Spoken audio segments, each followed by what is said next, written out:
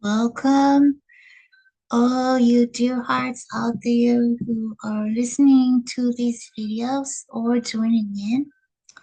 I'm the first one here, and we are reading A Course of Love by Mari Perron, First Receiver.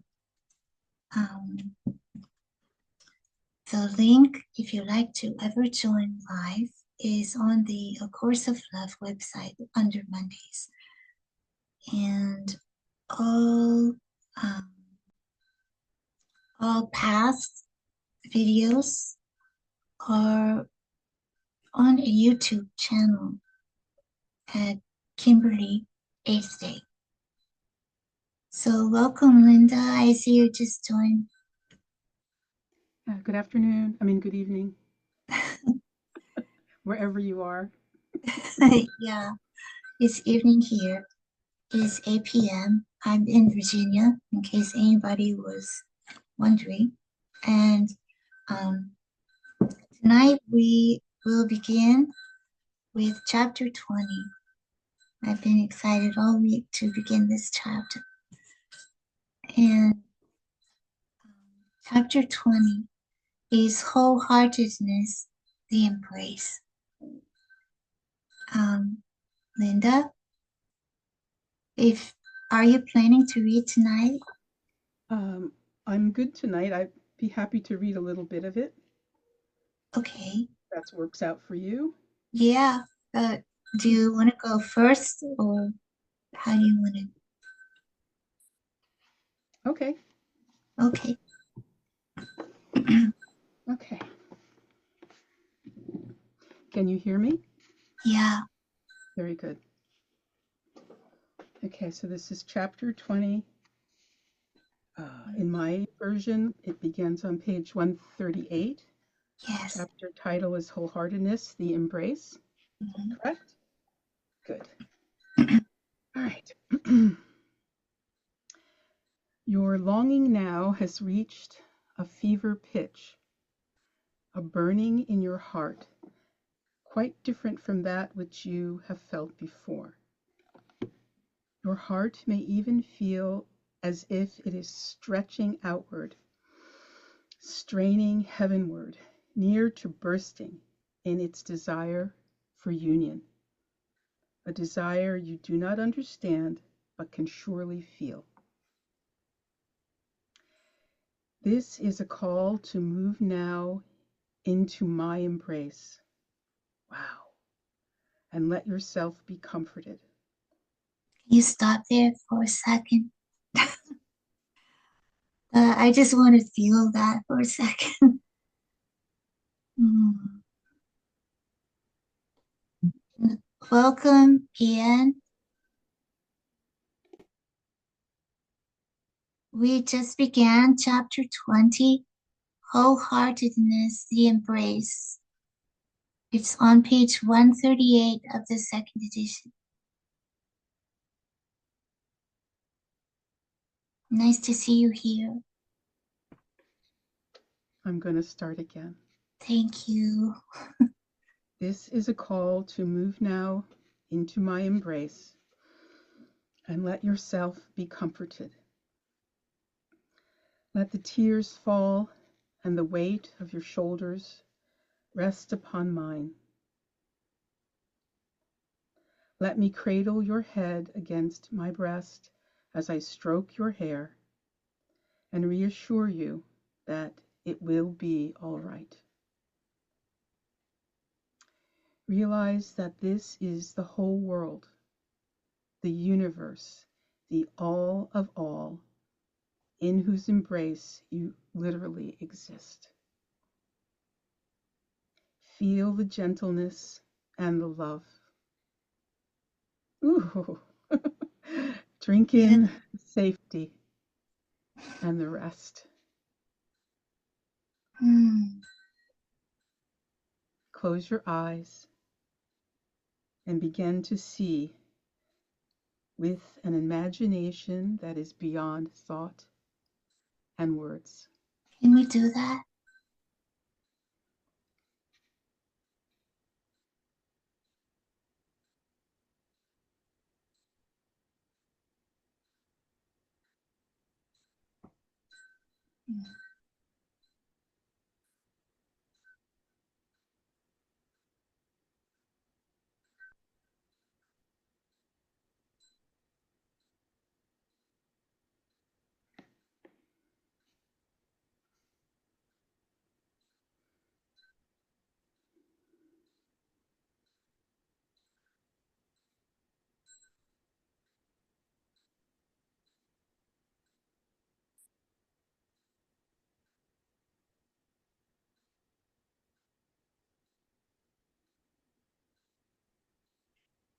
You are no longer the object viewing the subjects of the kingdom. You are the heart of the kingdom.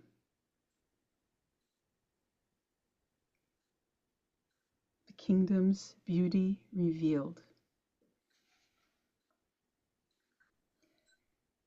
The beloved child suckled at the breast of the Queen Mother Earth, one child of one mother, nameless and beyond naming. No I resides here. You have given up the vision of your eyes and the I of your ego.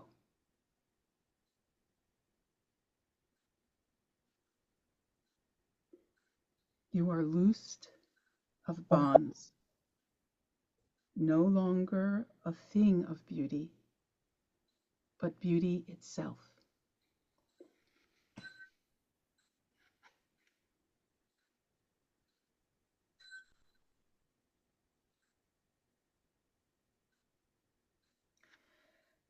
Thingness is over, and your identity no longer stands in form, but flows from life itself. Your beauty is the gathering of the atoms, the order in chaos, the silence in solitude, the grace of the cosmos. Our heart is the light of the world.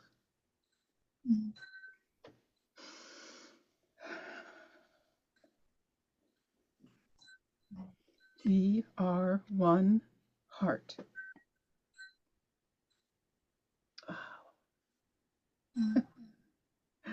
We are one mind. One creative force gathering the atoms, establishing the order, blessing the silence, gracing the cosmos, manifesting the light of the heart. Here we live as one body, experiencing communion, the soul's delight, rather than otherness. It is a seamless world, a tapestry where each thread is vibrant and strong, a canticle where each tone is pure and indivisible.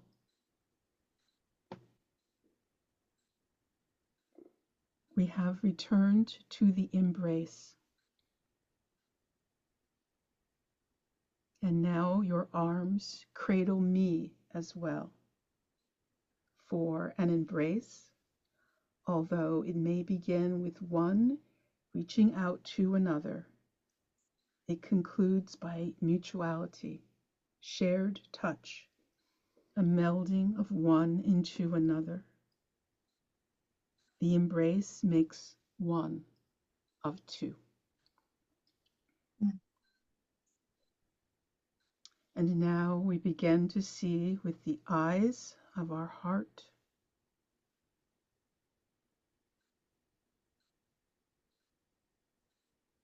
We are no longer looking out, but looking in.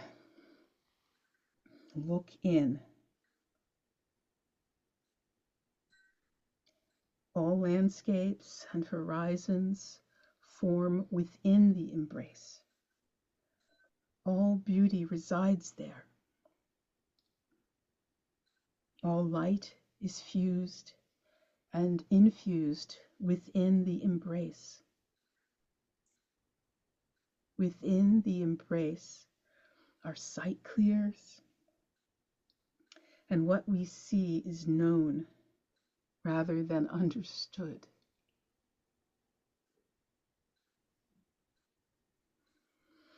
Here, rest comes to weariness and gently lays it aside. Time has ended, and there is nothing you must do. Being replaces identity, and you say, I am. I am, and there is nothing outside of me. Nothing outside of the embrace. From here, your life becomes imaginal, a dream that requires you not to leave your home, your place of safety and of rest. You are cradled gently while your spirit soars, dreaming happy dreams at last. With love surrounding you in arms that hold you close, you feel the heartbeat of the world just beneath your resting head. It thunders in your ears and moves through you until there is no distinction. We are the heartbeat of the world. This is creation. This is God. This is our home. We exist in the embrace of love, like the layers of light that form a rainbow, indivisible and curved inward upon each other. Love grows from within as a child grows within its mother's womb. Inward, inward, into the embrace, the source of all beginnings, the kernel and the wholeness of all life. The whole exists untroubled by what it will be. It is. Wow. The time of parables has ended. A new time of no time awaits. Nothing is like unto anything else. Likeness, like thingness, has been overcome with oneness. Oneness prevails. The reign of Christ is at hand. I am alive. And you do believe this, or you would not be here. Yet you think not of me living, and imagine it not. Christ reigns in the kingdom in which I live, just as Christ reigned within me on earth. In the cave on this earth, where my dead body was laid, the Christ in me returned me to the embrace. The singular heartbeat of the man Jesus no longer sounded. My heartbeat was the heartbeat of the world.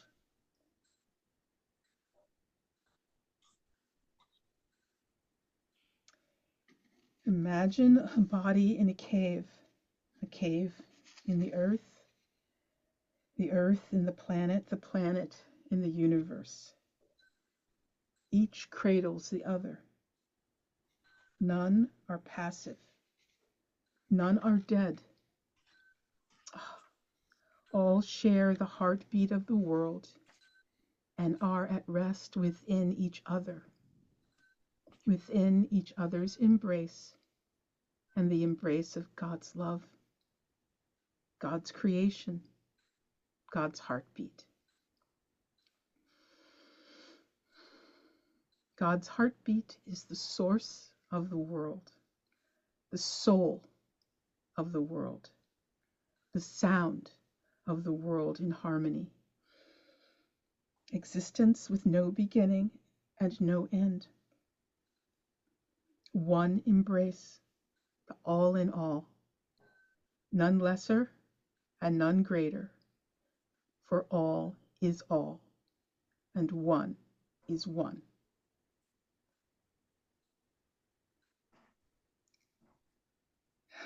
There is no longer cause for alienation, nor for the feeling of abandonment so many of you have felt.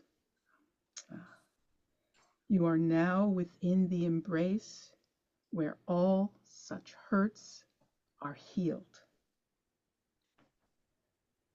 The world does not exist apart from you, and so you must realize your compassionate connection. The world is not a collection of cement buildings and paved streets, nor of cold, heartless people who would as soon do you harm as good. It is but a place of your interaction with all that lives within you, sharing the one heartbeat. The heartbeat of the world does not exist apart from God. The heartbeat of the world is thus alive and part of you. This heart connection is what we seek to return you to. This realization that the world is not a thing as you are not a thing. Your identity is shared and one in Christ. A shared identity is a quality of oneness. A shared identity is one identity. When you identify with Christ, you identify with the one identity. When you realize the oneness of your identity, you will be one with Christ.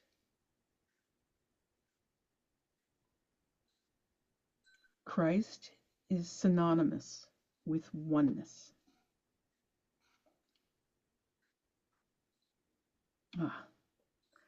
Who could be left out of the embrace? And who, from within the embrace, could be separate and alone? That is a question. Kim, would you start to read? Thank you. Ian, would you like a turn to read?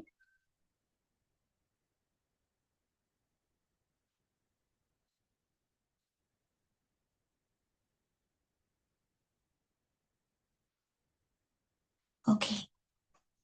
Thank you, Ian.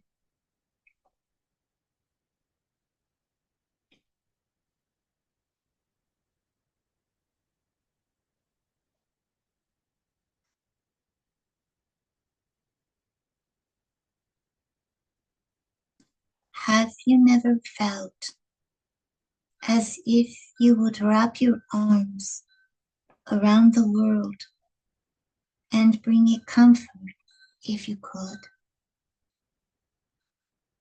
This you can do, not with physical arms, but with the arms of love.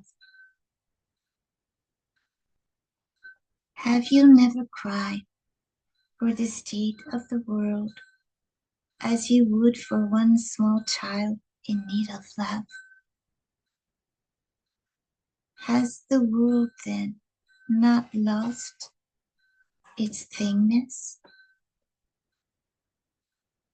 And has it not as well lost its personalness? Are your tears not shed for what lives and breathes and exists along with you?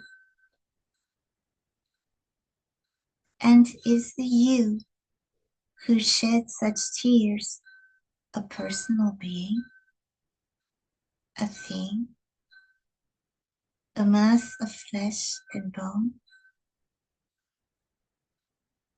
Or are you, like the world you cry for, devoid of thingness and a personal self?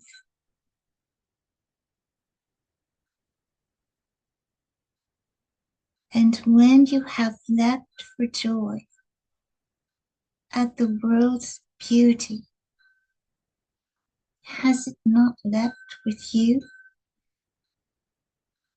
and returned grace for grace?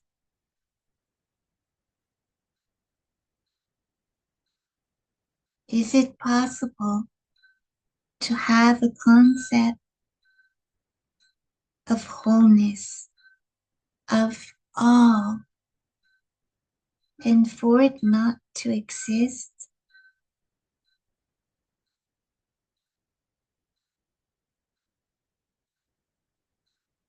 And how could it exist apart from you?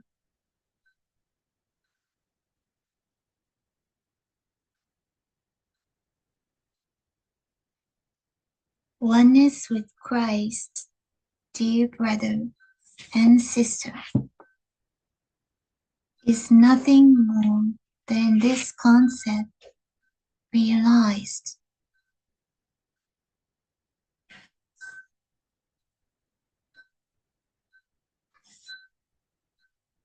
And also nothing less.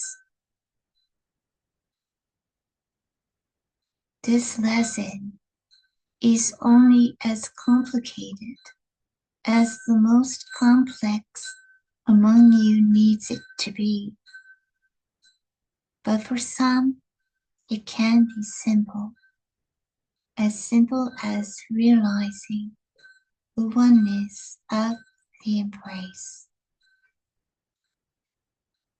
Within the embrace, you can let all thought go.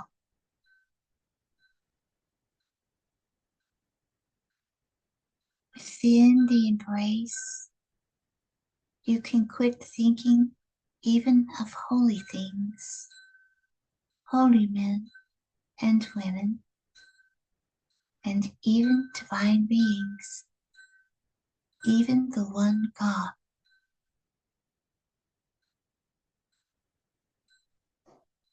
Is not the embrace itself holy?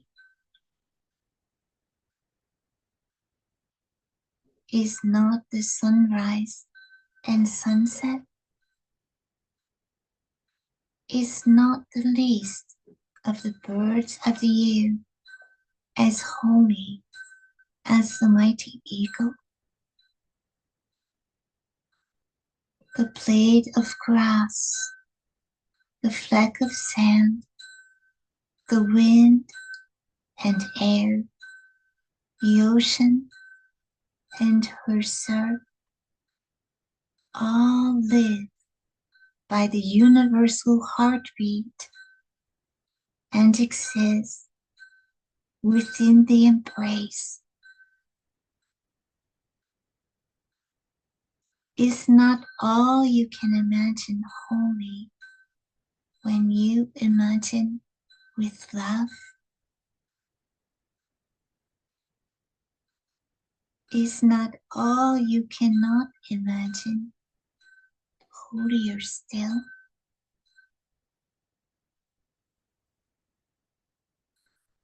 Sanctity is all that exists within the embrace. How could you be less than sacred? You exist in holiness.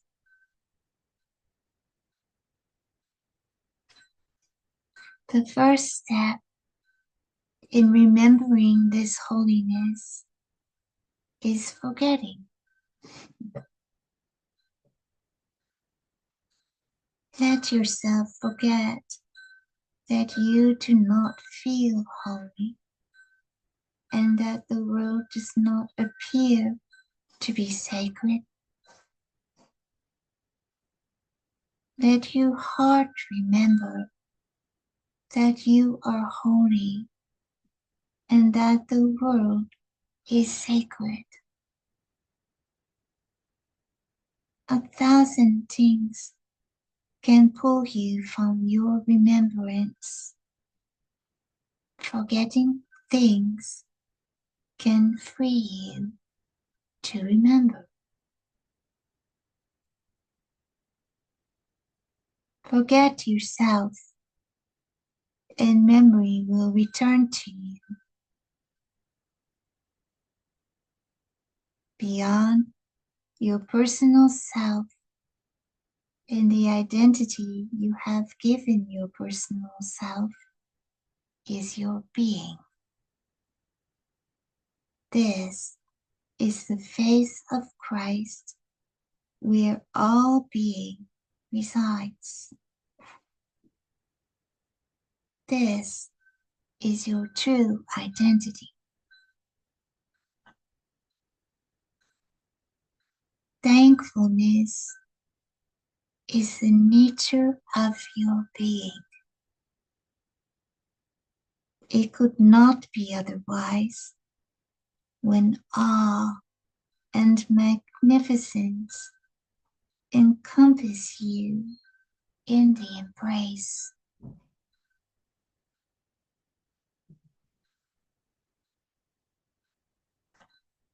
Your heart sings in gratitude for the all that you are.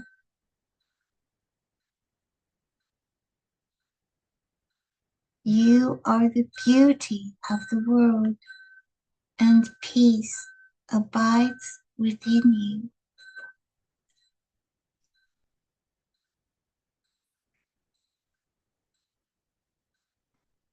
Peace is the foundation of your being, not a peace that implies an absence, but a peace that implies a fullness. Wholeness is peaceful. Only separation creates conflict.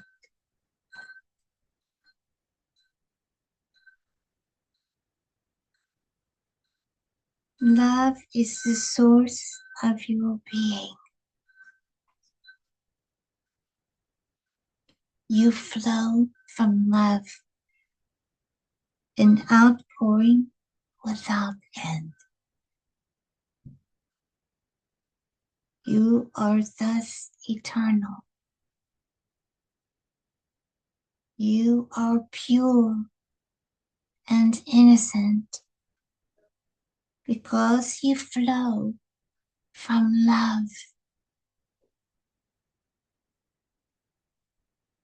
What flows from love is changeless and boundless. You are without limit.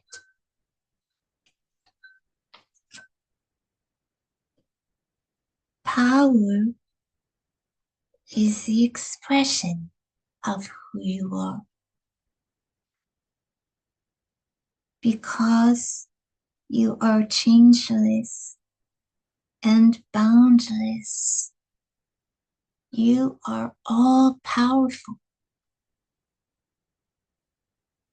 Only lack of expression leads to powerlessness. No true expression is possible until you know who you are.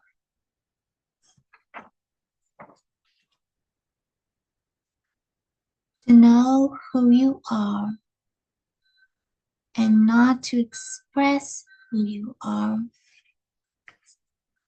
with your full power is the result of fear. To know the safety and love of the embrace is to know no cause for fear, and thus to come into your true power. True power is the power of miracles.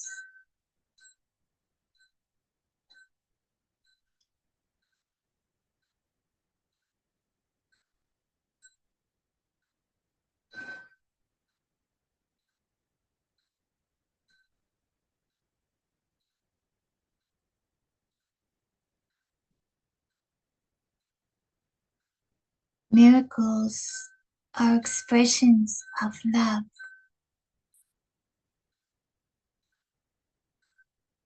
You might think of them as acts of cooperation.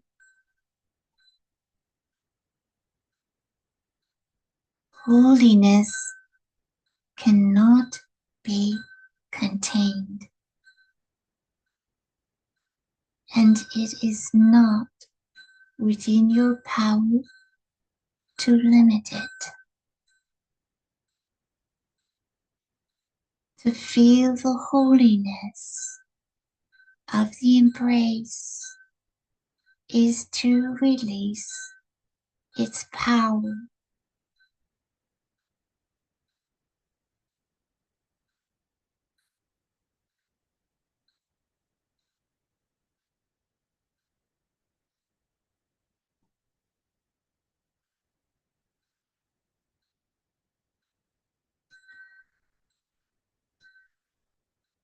Would you like to stop for a second to do this? To feel the holiness of the embrace together, if you aren't already feeling it. Is it okay if we stop for a moment?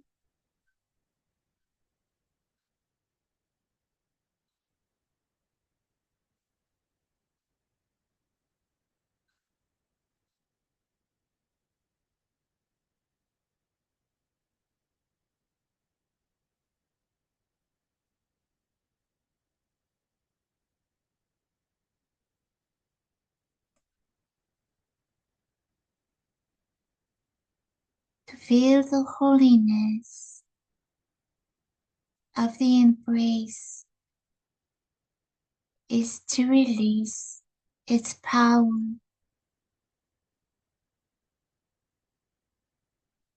While expression and action are not the same, understanding their relationship to each other is essential.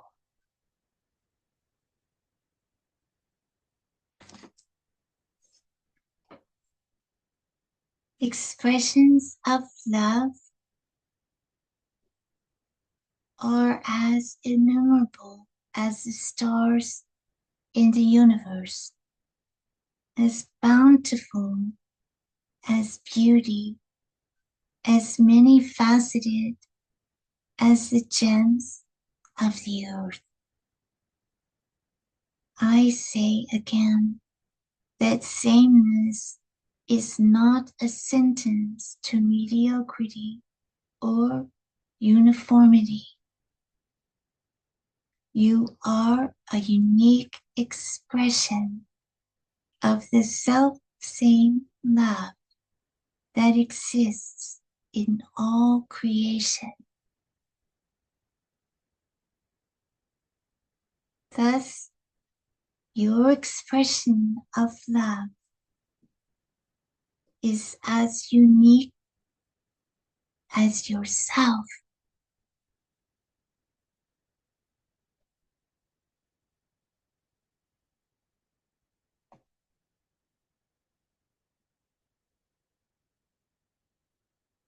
It is in the cooperation between unique expressions of love that creation continues and miracles become natural occurrences.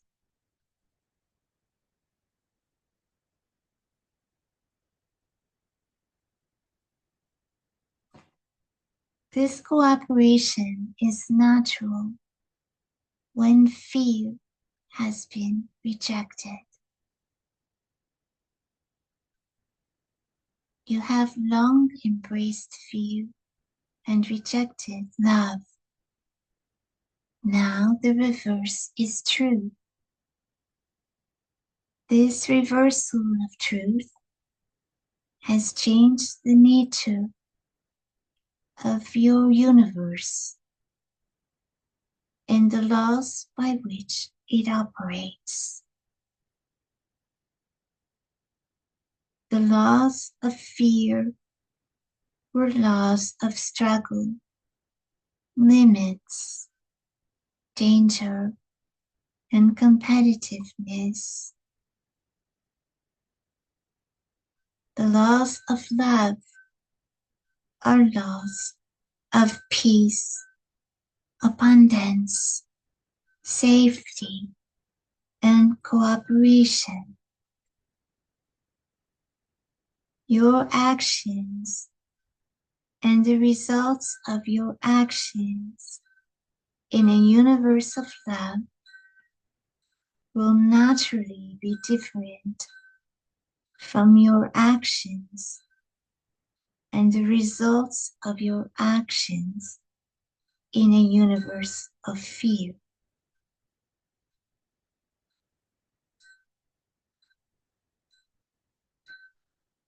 You set the laws of the universe when you chose fear.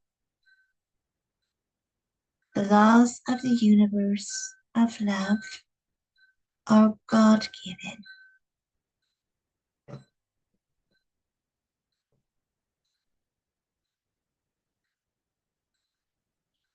Acceptance of your true power is acceptance of your God-given authority via your free will. When I beseeched my Father, saying, "They know not what they do,"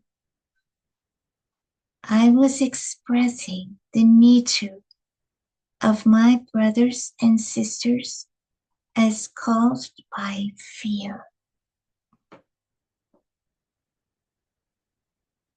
To accept your power and your God-given authority is to know what you do. Let the fear be taken from this area of your thought so that you can see the application of cooperative action.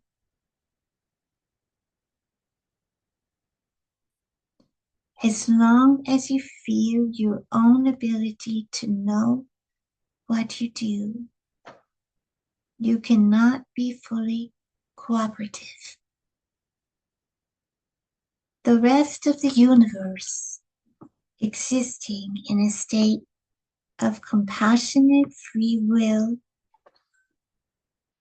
devoid of fear, knows what it does.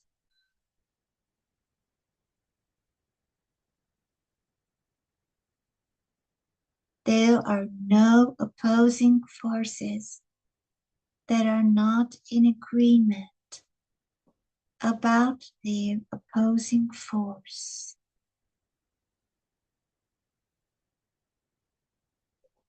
No atoms do battle. No molecules compete for dominance. The universe is a dance of cooperation. You are but asked to rejoin the dance.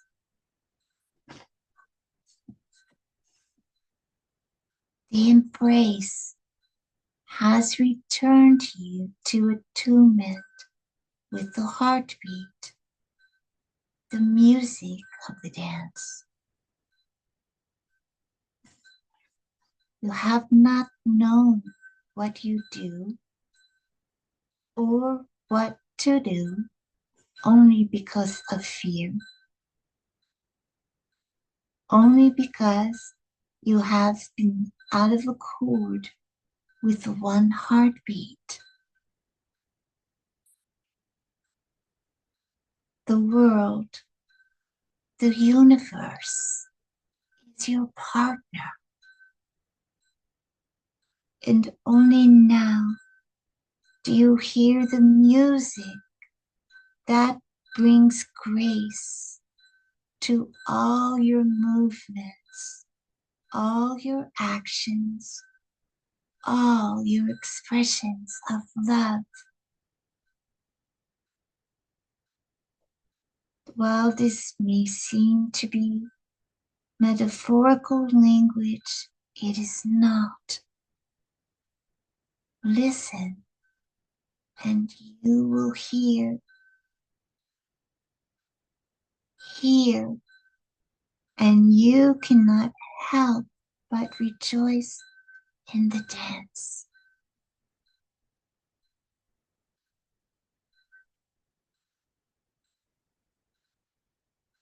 You have not before now been able to even imagine knowing what you do. You hope to have moments of clarity concerning what you are doing in a given moment, what you have done, what you hope to do in the future. But even these moments of clarity are fractional. They seldom have any relation to the whole.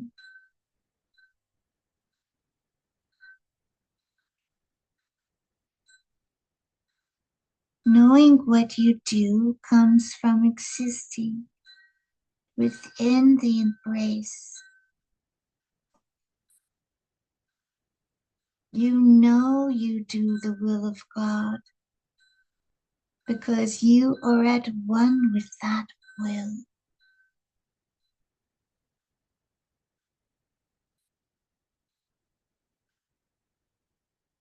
Bitterness and uncertainty are replaced by hope.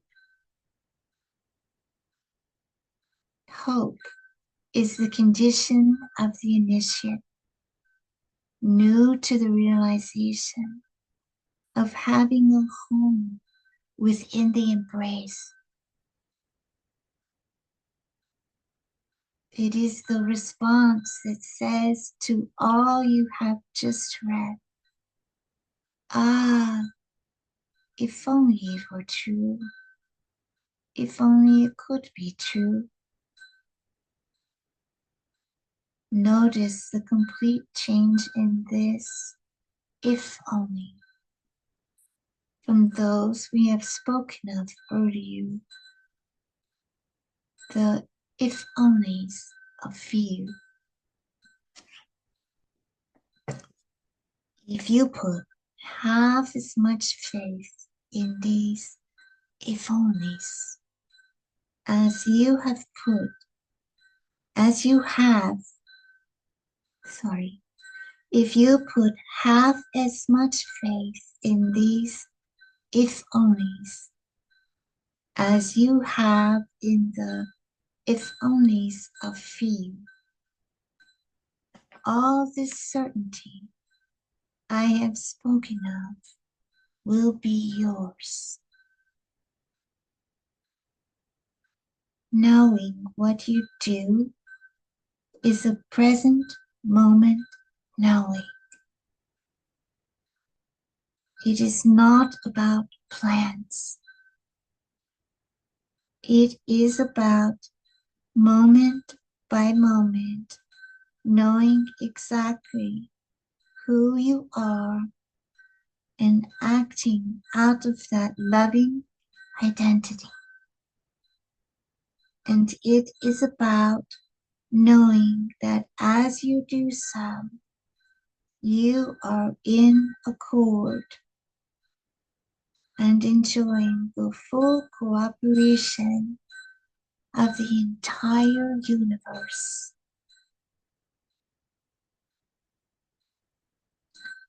Hope is a manner of acting as if the best possible outcome you can imagine could truly occur.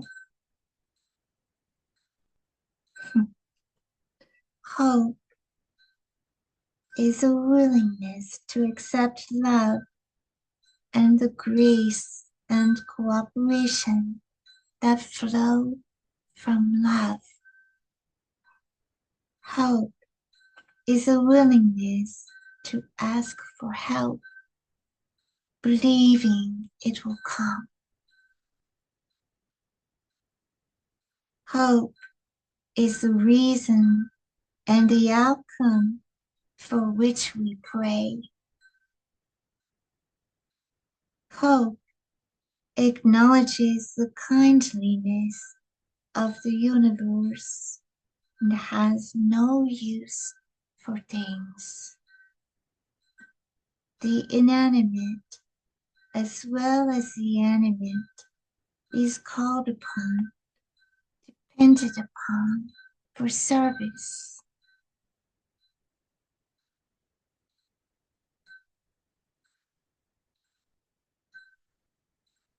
All use is replaced with service, and appreciation replaces the callousness with which use once occurred.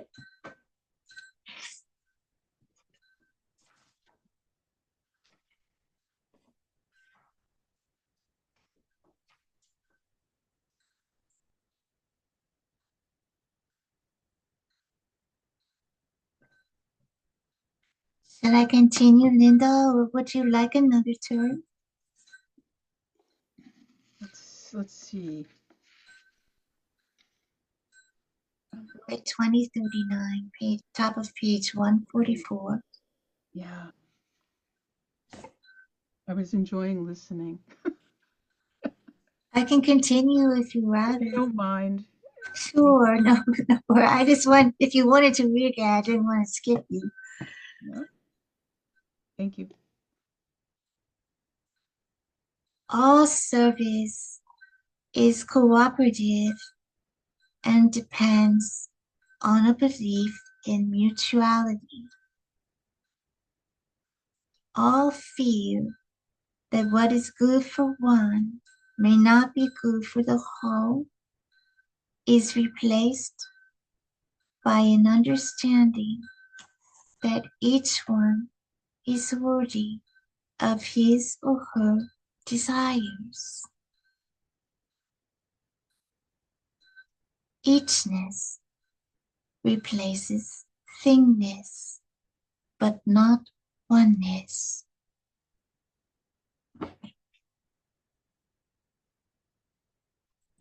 Eachness replaces thingness, but not oneness. All fear that what one gets means that less is available for another is replaced with an understanding of abundance. Receiving replaces all notions of taking or getting. All that is received is for the mutual benefit of all and takes nothing away from anyone. There is no limit to love, and so there are no limits to anything that flows from love. What one benefits from, everyone benefits from. Receiving is an act of mutuality. It stems from a basic law of the universe, expressed in the saying that the sun shines and the rain falls on the good and evil alike.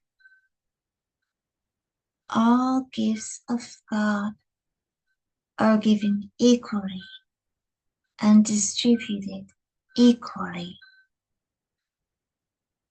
It is your belief that this is not so that causes judgment. All who believe they have more fall prey to righteousness. All who believe they have less fall victim to envy. Both fall from grace and limit their ability to receive.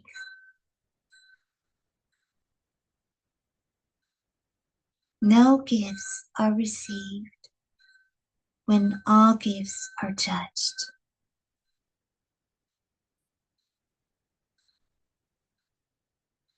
While the gift is still given, the judgment changes the nature of the gift by limiting its ability to be of service. A gift one feels one cannot use is discarded. Thus have many of your treasures lain fallow.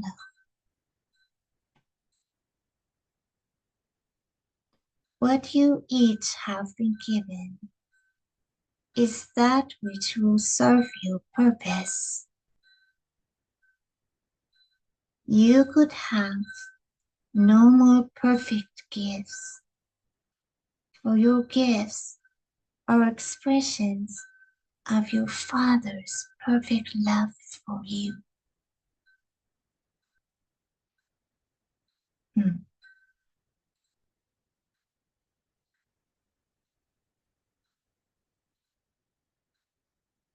Look deep inside.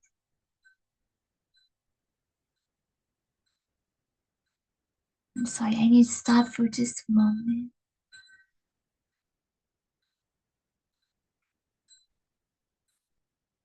You could have no more perfect gifts, for your gifts are expressions of your Father's perfect love for you.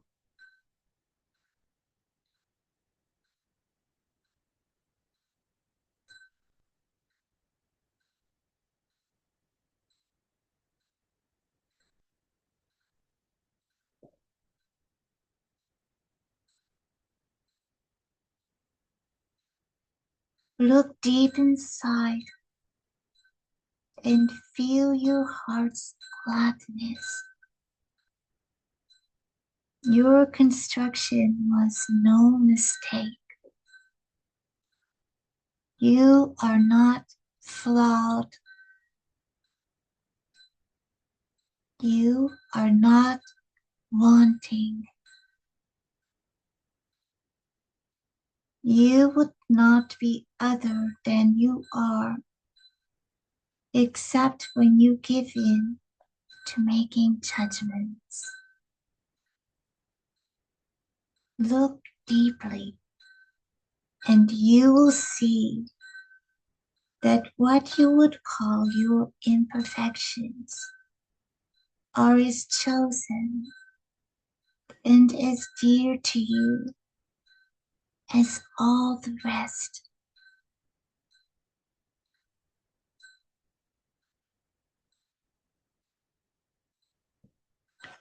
You would not be other than who you are. You may know that this is true, or you may dwell in fantasies, desiring what another has, or some success, fame, or riches that seem impossible for you to attain. And yet, whether you know it is true or not, it is true. You would not be other than who you are. Herein lie your peace and your perfection.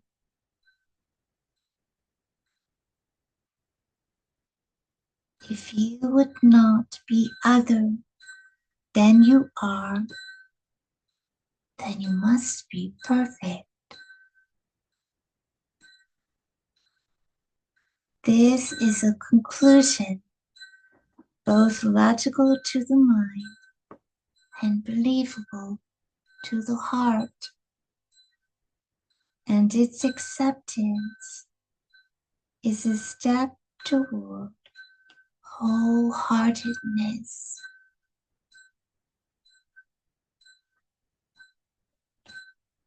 To believe in your perfection and the equality of your gifts is peaceful because it releases you from trying to acquire that which you previously believed you were lacking.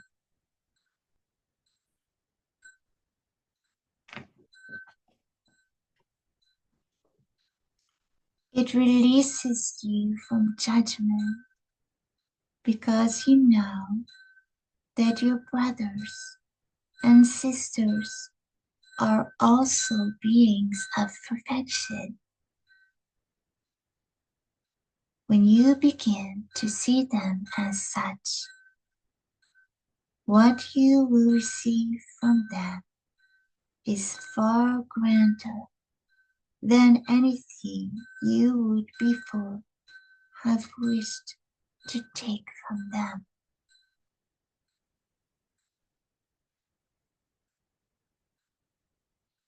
Your thinking will begin to change to reflect your recognition of reception. Reception and welcome are highly linked. You will find you are welcome to all the gifts you recognize in your brothers and sisters, just as you freely will offer yours to serve them.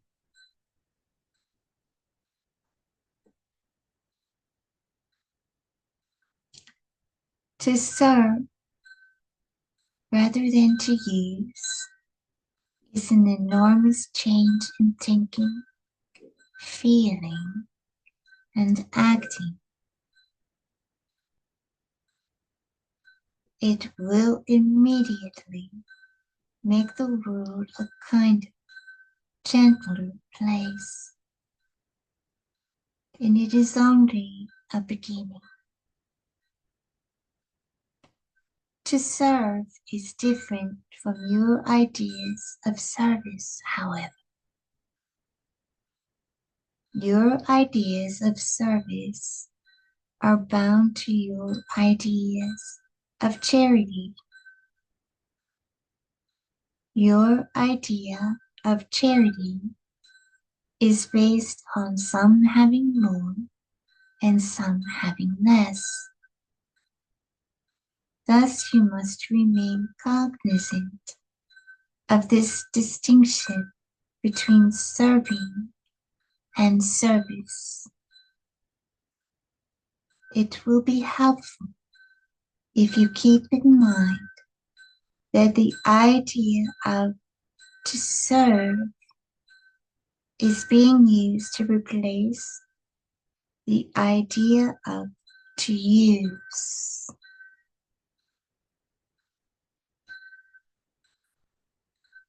And is its opposite. It replaces the thought of taking with the thought of receiving. It implies that you are welcome to all the gifts of the universe and that they can be given through you to others as well. It implies willingness rather than resistance to change your thinking and your feelings from expecting resistance to expecting willingness is another key change that will lead toward wholeheartedness. When you change your actions from those of resistance and use to those of being willing to serve and be served, it will assist not only you and your peacefulness, but will bring peacefulness to the world as well. Before you begin to resist the notion that you could have anything to do with world peace, realize that you naturally have reacted with resistance. You must replace your willingness to believe in your inadequacy and smallness with your willingness to believe in your ability and mightiness. Remember not your ego concerns, and remember instead the warmth of the embrace. Remember not your personal identity, but remember instead your shared identity. Your personal concerns are concerns you have been taught to believe you have.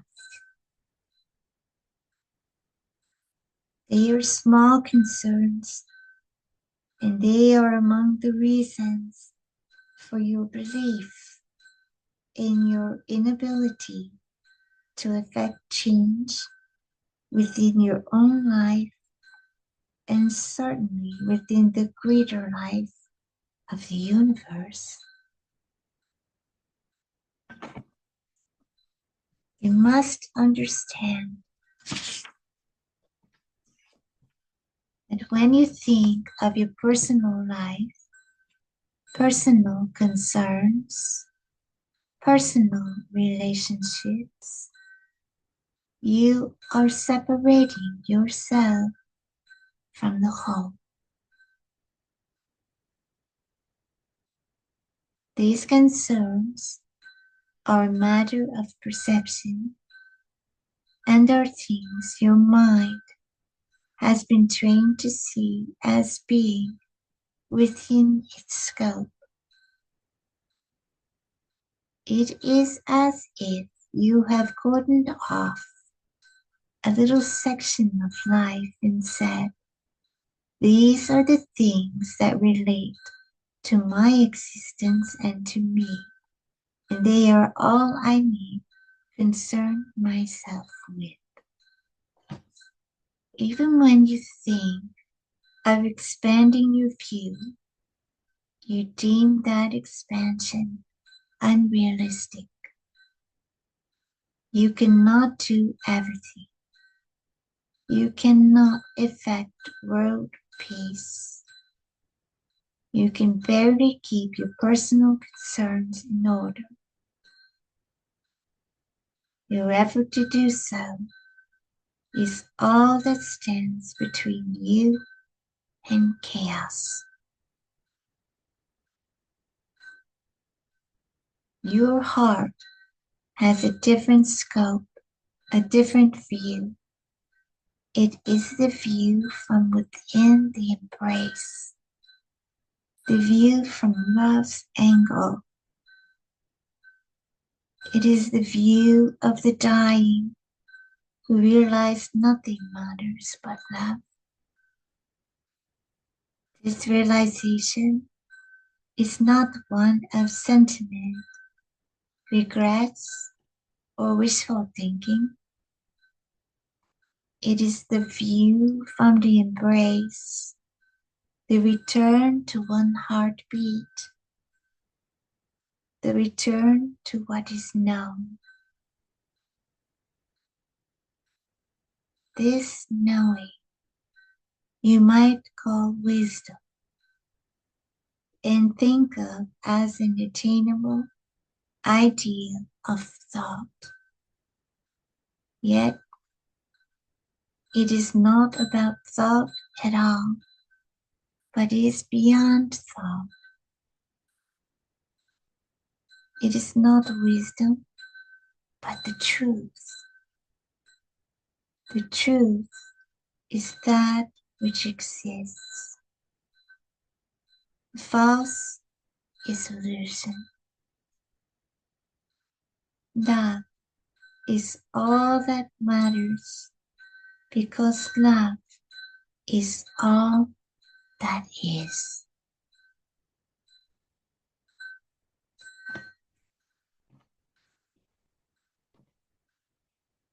Oh.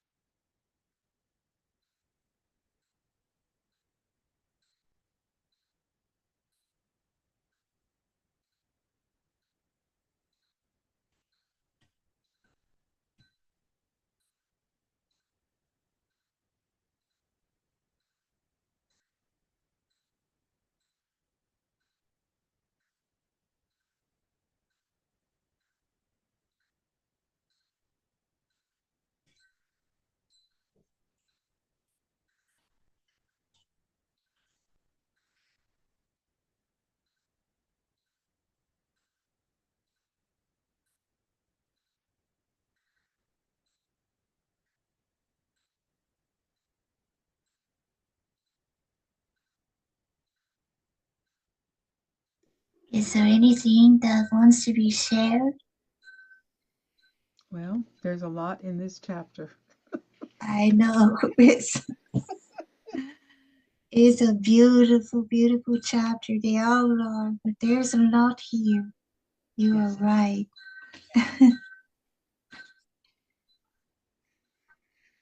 I've just underlined on page 141, forget yourself and memory will return to you. When I Mhm. first was exposed to that, I was saying, what?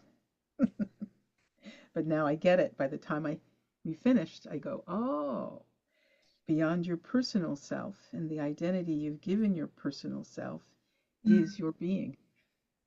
It's really cool. Yeah. Yeah, expanding the view. Well, that's why there's so much in the silence, you know. Yeah, And I love when you read, when you think of your personal life, personal concerns, personal relationships, you are separating yourself from the whole. It's like, yeah, yeah, I get it. Yeah, separate self. Yeah, the embrace. Woo. yeah. You can just feel it, can you? Um, We're still in it. I think we're probably always in it, Yeah, you know, but I understand like things have to fall away. These words help tremendously. yeah, They repeat, they just peel away something, and then you come to believe. That's the thing.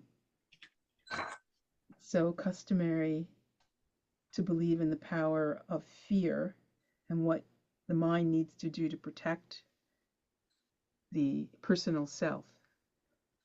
But when you drop all that, there's it's the embrace. Everything's okay. Um, I love the parts where it felt like uh, Yeshua, Christ, or Yeshua was speaking with us because that being referenced a time in the past. You know, that made me cry. It's like right at the beginning. It's very, very powerful. yes. Hmm.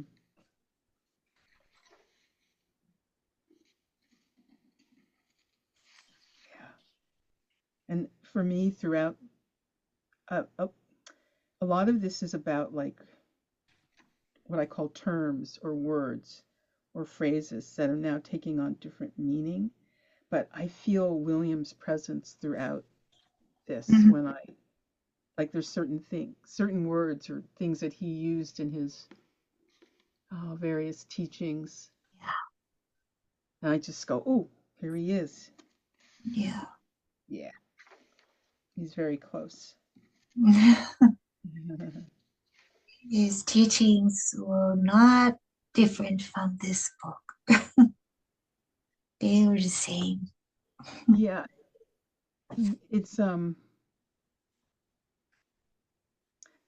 it's just the no time kind of concept where just it's like taking a batter and just folding everything in together.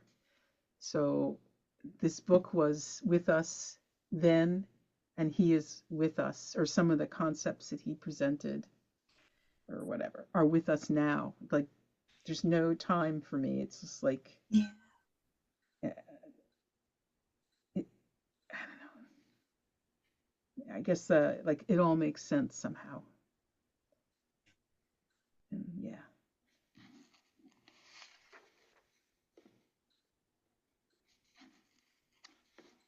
yeah.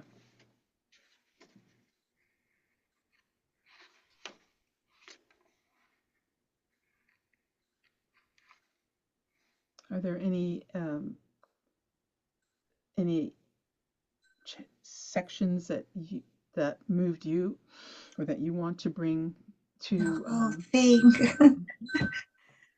I'm just looking again, feeling each paragraph mhm. where I really could feel a movement in me was 2041.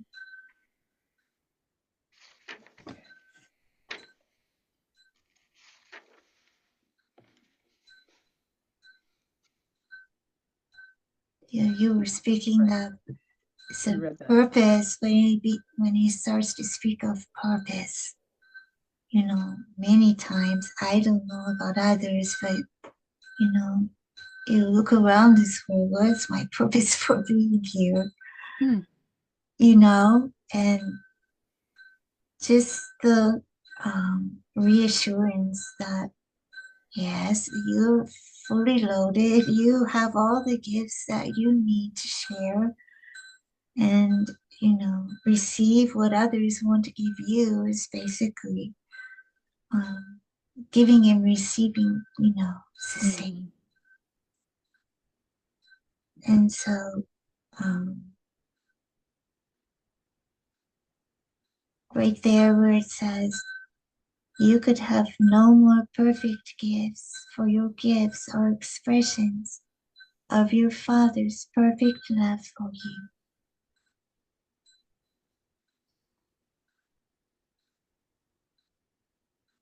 Look deep inside and feel your heart's gladness. Your construction was no mistake. That's so heart moving to me. Yeah. It could be read over and over again, um, and let it sink in. Yeah, Like, this is truth. This is the truth. yeah. Your construction was no mistake. You are not flawed, and you are not wanting. Amen.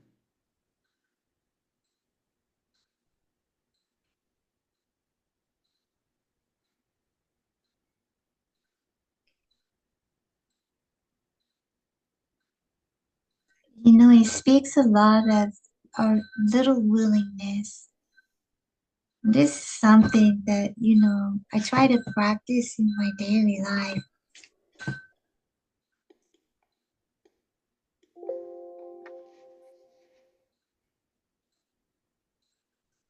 Is, replace your willingness to believe in inadequacy and smallness. Apologize. Go ahead. On 2046, he says you must replace your willingness to believe in your inadequacy and smallness with your willingness to believe in your ability and mightiness. To believe more in the truth, in love, than fear and illusion. Mm-hmm. Yeah, That's why there's so much here.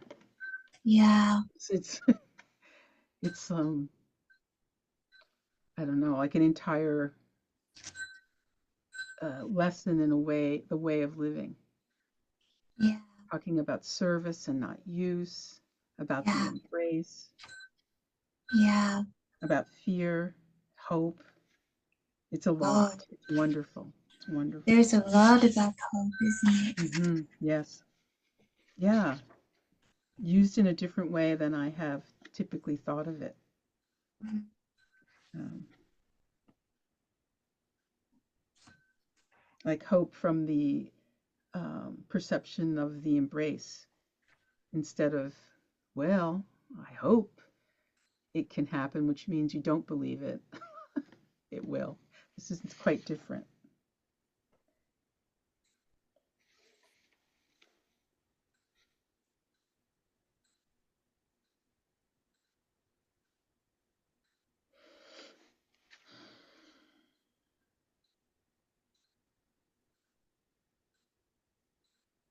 And I appreciate the way the author talks about service, because, of course, in a different type of practice, service was a very big concept, but this is kind of clearing it all up. And Yeah. I appreciate that, Mm-hmm. receiving and from oneness services, it's easy. Yeah. Yeah. Doesn't have a quota. Nothing The like that. Just saying.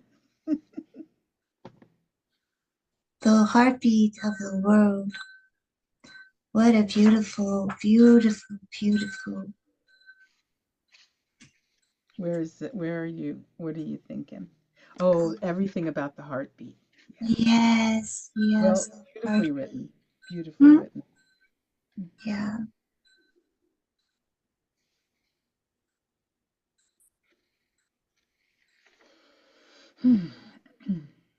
Yeah.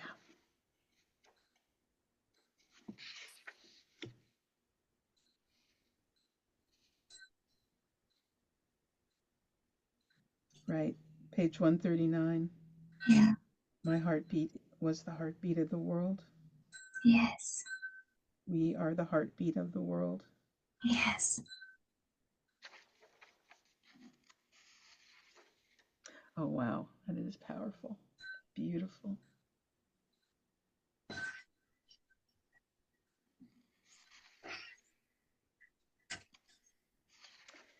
You know, what came to me at a certain point was um, that participating in releasing this, these concepts, these words, these souls, these messages, is balancing, um, is a balancing act, or maybe even a, I don't know, not clearing. I just like balancing. I'll use that because I think I thought about it when we were talking about like the opposite of service, where you're taking and there's competition. There was some section about that.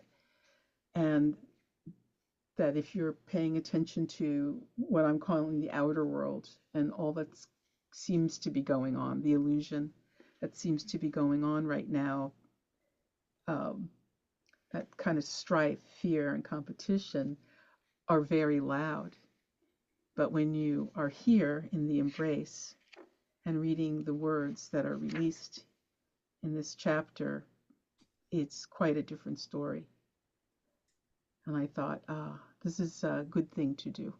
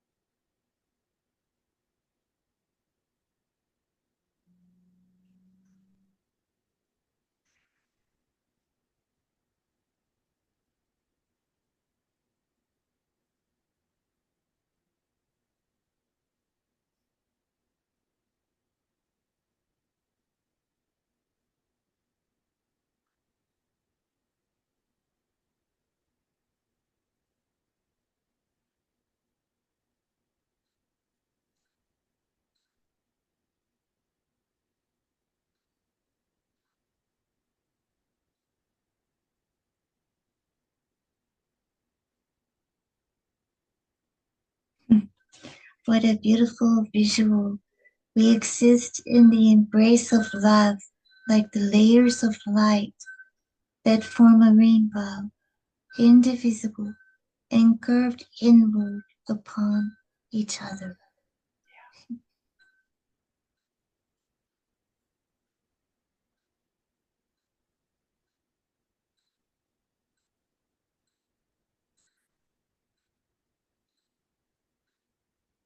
Inward, inward, into the embrace, the source of all beginnings, the kernel in the wholeness of all life.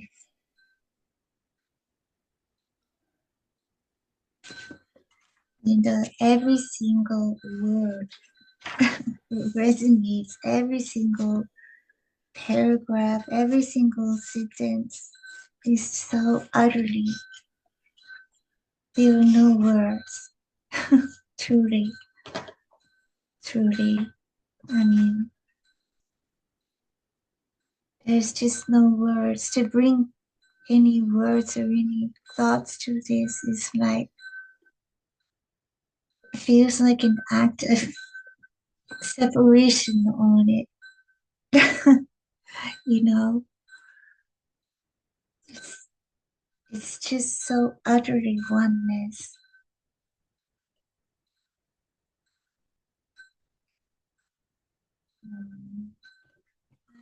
Nothing else.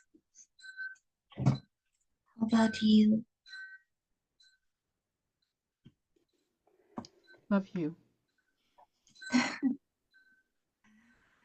So, we've been reading and sharing A Course of Love by Mari Perron.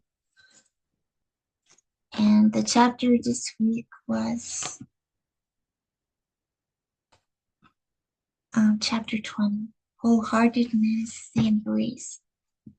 So that is all for tonight.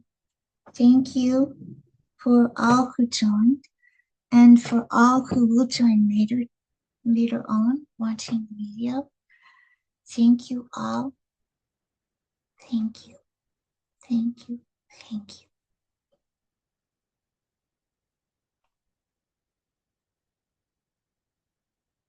And thank you, Linda, for your reading.